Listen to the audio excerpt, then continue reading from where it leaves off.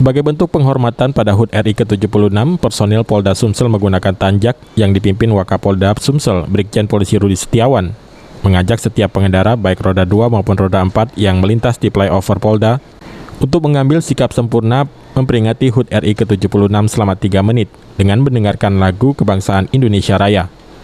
Setelah itu, pengendara pun langsung diberikan hadiah berupa makanan khas Palembang saat 17 Agustus yaitu telur abang yang telah disiapkan sebanyak 500 butir.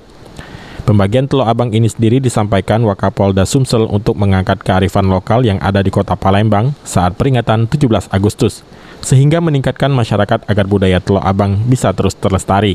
Palembang, yuk merdeka, merdeka. Khas Palembang, telur merah.